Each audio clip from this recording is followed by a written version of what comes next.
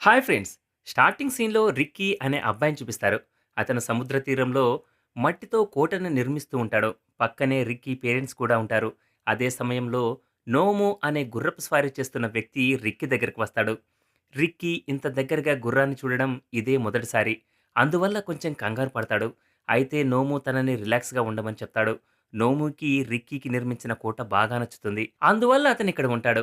రిక్కీని మెచ్చుకొని తన గుర్రం పేరు రాజా అని, ఒకవేళ నువ్వు కోరుకుంటే దీంతో ఫ్రెండ్‌షిప్ చేయొచ్చు అని చెప్తాడు. రిక్కీ గుర్రాన్ని ముట్టుకోవడానికి ప్రయత్నిస్తాడు.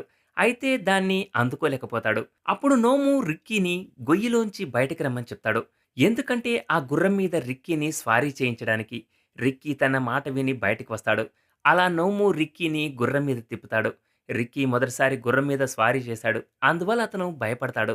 అయితే 2 రౌండ్‌లు కొట్టిన తర్వాత మనోడికి గుర్రం స్వారీ మీద ఇష్టం కలుగుతుంది. ఇదిలా ఉంటే రిక్కీ ఫాదర్, మదర్ రిక్కీ గుర్రం మీద స్వారీ చేయడం చూస్తారు. వెంటనే వాళ్ళ ఫాదర్ వచ్చి నోముని ఆపుతాడు. ఎందుకంటే వాళ్ళ కొడుకు కింద పడిపోతాడేమోనని వాళ్ళకి భయంగా ఉంటుంది. రిక్కీ ఇంకా కొంచెం సేపు స్వారీ చేయాలి అనుకుంటాడు. అందువల్ల ఆ గుర్రం దిగడు. అప్పుడు రిక్కీ ఫాదర్‌కి కోపం వచ్చి రిక్కీని కిందకి లాగి పడేస్తాడు. నోముని ఇష్టం వచ్చినట్లు తిట్టి పంపించేస్తాడు.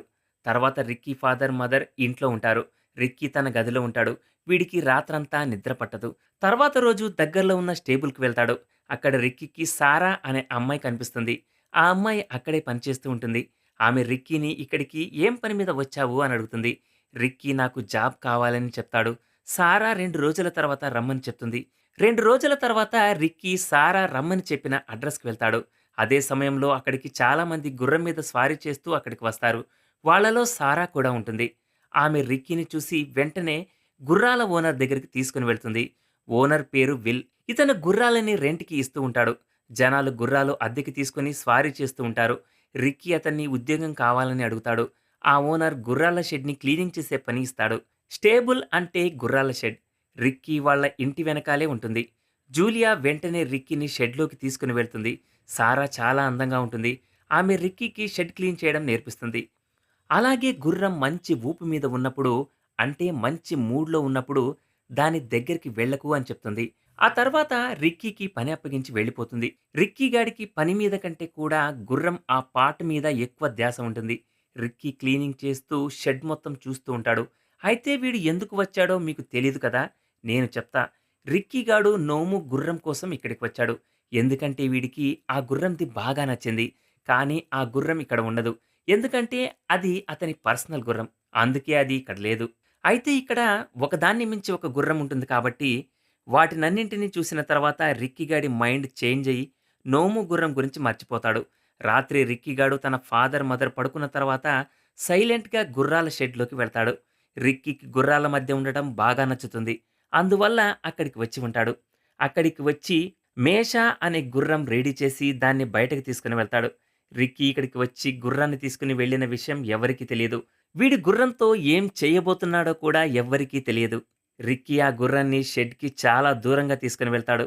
ఎందుకంటే ఎవ్వరూ చూడకూడదని, దాంతో చాలా సేపు తిరిగిన తర్వాత దాన్ని ఒక నిర్మానుష్యమైన ప్రదేశానికి తీసుకొని వెళ్తాడు. అక్కడికి వెళ్ళిన వెంటనే ఈ రిక్కీగాడు బట్టలు మొత్తం విప్పేసి ఆ గుర్రాన్ని రెచ్చగొడతాడు. ఎందుకంటే ఈ తింగరోడు ఆ గుర్రం పవర్ చూడాలి అనుకుంటున్నాడు. అంటే దాన్ని బాగా మూడ్‌లోకి తెచ్చి దాని వెపన్‌తో వీడిది కంపేర్ చేసుకొని చూడాలి అనుకుంటున్నాడు. అంటే అర్థమైంది కదా! అదే. వీడు అలా ఎందుకు చేస్తున్నాడు అంటే, రిక్కీ చిన్నప్పటి నుంచి కొంచెం మెంటల్‌గా డిస్టర్బ్ అయి ఉండేవాడు. అందుకే అతని పేరెంట్స్ రిక్కీ గురించి ఆందోళన పడేవాళ్ళు. అయితే రిక్కీ ఎంత ప్రయత్నించినా కూడా మేషా వెపన్ హీటెక్కకపోవడం వల్ల రిక్కీ గాడికి కోపం వచ్చి దాని మీద ఎక్కి స్వారీ చేస్తాడు. తర్వాత రోజు ఉదయం సారా, రిక్కీ ఇద్దరూ క్లీన్ చేస్తూ ఉంటారు. రోజంతా పనిచేసిన తర్వాత సారా రిక్కీతో ఈరోజు మనం సినిమాకి వెళ్దామని చెప్తుంది. రిక్కీ గాడికి మూవీ చూడడం అంతగా నచ్చదు. సారా రిక్కీతో మన ఊరి థియేటర్‌లో మొదటిసారి అలాంటి సినిమా వేశారు. దాన్ని కేవలం పెద్దవాళ్ళు మాత్రమే చూడగలరు అని చెప్తుంది. సారా మసాలా గురించి చెప్పేసరికి రిక్కీ గాడు మూవీకి వెళ్ళడానికి రెడీ అవుతాడు. రాత్రి ఇద్దరూ కలిసి థియేటర్‌లోకి వెళ్లి సినిమా చూస్తూ ఉంటారు. ఆ థియేటర్‌లో ఎక్కువ మంది జనాల్లేరు. అయినా కూడా ఇద్దరు బాగా ఎంజాయ్ చేస్తూ మూవీ చూస్తూ ఉంటారు. అదే సమయంలో రిక్కీ గాడి ఫాదర్ అదే సినిమా చూడటానికి థియేటర్‌లోకి వస్తాడు. ఎదురుగా కొడుకు కనిపించగానే "అమ్మ నా కొడకా! ఫిగర్‌నేసుకొని సినిమాకి వచ్చావా?" అని షాకవుతాడు.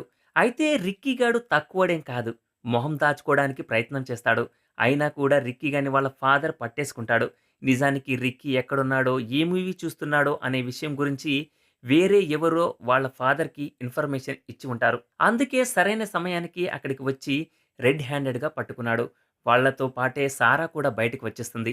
రిక్కీ ఫాదర్‌కి తన కొడుకు చిన్నప్పటి నుంచి కొంచెం మెంటల్ కండిషన్ సరిగా లేకపోవడం వల్ల అతని గురించి భయంగా ఉండేది. ఎక్కడ తను ఇలాంటి సినిమా చూసి ఇంకా ఎక్కువ పాడైపోతాడో అని వాళ్ళ ఇంటికి వెళ్ళడానికి ఒక బస్ స్టాప్‌లో బస్ కోసం ఎదురు చూస్తూ ఉంటారు. అప్పుడు రిక్కీ ఫాదర్ మీరు ఇంకెప్పుడు ఇలాంటి సినిమాలు చూడకూడదు అని చెప్తాడు. అప్పుడు సారా ఇంకెప్పుడు ఇలాంటి తప్పు చేయము అని భరోసా ఇస్తుంది. ఈలోగా బస్ వచ్చేస్తుంది. రిక్కీ ఫాదర్ బస్ ఎక్కి రిక్కీని పిలుస్తాడు. అయితే రిక్కీ నేను సారాని ఒంటరిగా వదిలి రాలేను అని చెప్తాడు. ఇది విని అతని ఫాదర్ చాలా సంతోషంగా ఫీల్ అవుతాడు. ఎందుకంటే తన కొడుకు మొదటిసారి ఒక మంచి మాట మాట్లాడాడు. అతనికి ఎంతో సంతోషంగా అనిపిస్తుంది. అయితే రిక్కీ ఫాదర్ బస్సులో ఎక్కిన తర్వాత కూడా మనసులో ఆందోళన పడుతూ ఉంటాడు. ఎందుకంటే ఎక్కడ తన కొడుకు ఏదైనా తప్పు చేస్తాడో అని. అయితే ఇష్టం లేకపోయినా కూడా వాళ్ళిద్దరిని అక్కడే వదిలేసి వెళ్ళిపోతాడు. తర్వాత రిక్కీ, సారా ఇద్దరూ షెడ్ దగ్గరికి బయలుదేరుతారు. సారా షెడ్ ఓనర్ ఇంట్లోనే ఉంటాడు. ఇద్దరు షెడ్‌కి వెళ్ళిన తర్వాత సారా నార్మల్‌గానే ఉంటుంది. అయితే రిక్కీ గాడు ఒంట్లో మాత్రం వీణలు మ్రోగుతూ ఉంటాయి. సారా పైన ఉన్న బేస్‌మెంట్‌లోకి వెళ్తుంది. రిక్కీ గాడు కూడా అక్కడికి వెళ్తాడు. సారా రిక్కీ గాడితో బంప్ చేయాలి అనుకుంటుంది. ఎందుకంటే రొమాంటిక్ మూవీ చూసి సారా మంచి వేడి మీద ఉంటుంది. అయితే రిక్కీ గాడికి ఆ అమ్మాయి మీద కంటే కూడా గుర్రాల మీద ఎక్కువ ధ్యాస ఉంటుంది. కాబట్టి వీడు ఎలాగూ బంప్ చేయడని సారా నిక్కీని దగ్గరికి పిలిచి ముద్దు పెట్టుకుంటుంది. అప్పుడే ఏదో గుర్రం సౌండ్ వినిపించి ఈ మెంటల్ గాడు పిల్లని వదిలేసి గుర్రం కోసం చూస్తూ ఉంటాడు. నిజానికి మగాడు అనేవాడు ఎవ్వడు ఇలా చేయడు. అయితే సారాకి వీడి ప్రవర్తన విచిత్రంగా అనిపిస్తుంది. ఎందుకంటే రిక్కీ గాడు ఆమె వైపు చూడకుండా ఒక అమ్మాయి నోట్లో నోరు పెట్టి ముద్దు పెడుతూ ఉంటే పట్టించుకోకుండా గుర్రం వైపు చూస్తూ ఉంటాడు. ఇంక లాభం లేదు. వీడిలా వినడు అని ఒక స్టెప్ ముందుకు వేసి సారా డ్రెస్ విప్పుతూ రిక్కీని కూడా డ్రెస్ విప్పమని చెప్తుంది. తర్వాత ఇద్దరూ దబిడి దిబిడి చేసేందుకు రొమాన్స్ స్టార్ట్ చేస్తారు. అయితే ఎంత ప్రయత్నించినా కూడా రిక్కీ గాడి వెపన్ యుద్ధానికి సిద్ధమవదు. అందువల్ల రిక్కీ సిగ్గుతో చచ్చిపోయి ఒక పక్కకి వెళ్లి మొహం దాచుకుని పడుకుంటాడు. సారా వాడి పరిస్థితిని అర్థం చేసుకొని ఇంకొకసారి ప్రయత్నం చేయమని చెప్తుంది. అప్పుడు ఈ మెంటలోడు స్ట్రెయిట్‌గా సారాతో నా వెపన్ చానా చిన్నది. కాబట్టి నేను నీ మీద స్వారీ చేయలేను. అంటే బంచిక్ చేయలేను అని చెప్తాడు. అప్పుడు సారా రిక్కీ గడికి నీది బాగానే ఉందిరా అని నచ్చచెప్పడానికి ప్రయత్నం చేస్తుంది. కానీ వాడు ఆమె మాటలు వినే కండిషన్‌లో లేడు. అందువల్ల ఈ మెంటల్ గాడు కోపంతో సారాని అక్కడి నుంచి వెళ్ళిపొమ్మని కేకలు వేస్తాడు. సారా వాడి కోపం చూసి భయపడి నిజంగానే అక్కడి నుంచి వెళ్ళిపోతుంది. నిజానికి రిక్కీ చిన్నప్పటి నుంచి ఇలాగే ఉన్నాడు. అతను తన వెపన్‌ని గుర్రంకి ఉన్నట్టు చేయాలి అనుకుంటున్నాడు. ఎందుకంటే వీడి ఉద్దేశం ప్రకారం గుర్రంకి ఉన్నంత ఉంటేనే వీడు ఒక అమ్మాయిని తృప్తిపరచగలడు అనుకుంటున్నాడు. పైగా రిక్కీ షెడ్ క్లీన్ చేస్తున్నప్పుడు ఒక గుర్రం వెపన్ చూశాడు. దానిది చూసిన తర్వాత వీడి వెపన్ చిన్నగా అనిపించింది. అందుకే సారా వీడి చిన్న వెపన్ చూసి ఎక్కడ ఎగతాళి చేస్తుందో అని భయపడ్డాడు. ఆ భయంతోనే రిక్కీ గాడి వెపన్ సారాతో ఉన్నప్పుడు యుద్ధానికి సిద్ధం కాలేదు. సారా వెళ్ళిపోయిన తర్వాత రిక్కీ గాడు పిచ్చివాడిలాగా ప్రవర్తిస్తూ ఉంటాడు. అదే సమయంలో పొరపాటున జారి కింద పడిపోతాడు. రిక్కీ గాడికి రెండు వైపులా గుర్రాలు ఉంటాయి. మధ్యలో వీడు పడిపోయి ఉంటాడు. అప్పుడు ఈ మెంటలోడు ఏదో ఊహించుకొని ఒక వెపన్ తీసుకొని అక్కడ ఉన్న గుర్రాలన్నిటి కళ్ళ మీద దాడి చేస్తాడు. ఈ దరిద్రుడు దాడి చేయడం వల్ల గుర్రాలన్నీ కేకలు పెడుతూ ఉంటాయి. ఆ గుర్రాలు నొప్పితో అరుస్తూ ఉంటే వాటి ఓనర్ అరుపులు విని అక్కడికి వస్తాడు. ఓనర్‌ని చూడగానే రిక్కీగాడు పైకి పారిపోతాడు. ఓనర్‌కి ఆ గుర్రాల పరిస్థితి చూడగానే వాటిని అలా చేసింది రిక్కీగాడే అని అర్థమవుతుంది. అందువల్ల ఓనర్ వెంటనే పైకి వెళ్లి రిక్కీగాడి మీద దాడి చేస్తాడు. అసలు ఈ రిక్కీగాడు ఏం ఊహించుకున్నాడు? ఇదంతా ఎందుకు చేశాడో తెలియాలి అంటే మనం ఫ్లాష్ బ్యాక్‌లోకి వెళ్ళాలి. నిజానికి రిక్కీ కాలు జారి కింద పడినప్పుడు అక్కడ ఉన్న గుర్రాలన్నీ వీడి చిన్న వెపన్‌ని చూశాయని, అందువల్ల ఇక మీదట ఆ గుర్రాలు కూడా వీడిని ఎగతాళి చేస్తాయి. వెనకాల నవ్వుకుంటాయి అనుకున్నాడు. ఈ విధంగా ఆలోచించడం వల్లే ఈ మెంటలోడికి గుర్రాల మీద కోపం వచ్చింది.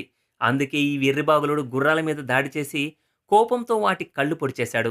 ఓనర్ రిక్కీని స్పృహ కోల్పోయేలాగా కొట్టిన తర్వాత పోలీసులను పిలుస్తాడు. పోలీసులు మొదటిసారి ఇలాంటి విచిత్రమైన కేసును చూశారు. అందువల్ల రిక్కీ గాడిని మెంటల్ హాస్పిటల్‌కి తీసుకువెళ్తారు. మెంటల్ హాస్పిటల్‌లో ఫేమస్ డాక్టర్ వీడికి ట్రీట్మెంట్ చేస్తాడు. డాక్టర్ ఈ మెంటలోడికి పదే పదే నువ్వు గుర్రంవి కాదు. కాబట్టి నీ వెపన్ గుర్రంలాగా అవ్వదు అని నచ్చచెప్తాడు. డాక్టర్ ఎన్ని విధాలుగా చెప్పినా కూడా రిక్కీ వాళ్ళ మాట వినడు. చివరికి రిక్కీ గాడు తాను కూడా గుర్రం అనుకుంటాడు. ఎందుకంటే వీడికి పూర్తిగా నమ్మకం ఉంది. ఏదో ఒక రోజు వీడిది కూడా గుర్రం వెపన్‌లాగా అవుతుంది అనుకుంటాడు. ఆ విధంగా ఈ పిచ్చి పుల్క జీవితం మొత్తం మెంటల్ హాస్పిటల్‌లో గడిచిపోతుంది. ఈ సీన్‌తోనే ఈ మూవీ ఎండ్ అవుతుంది. ఇది ఫ్రెండ్స్ ఇవాల్టి స్టోరీ. ఇలాంటి మరిన్ని ఇంట్రెస్టింగ్ స్టోరీల కోసం ఛానెల్‌ని సబ్స్క్రైబ్ చేయండి. Thanks for watching.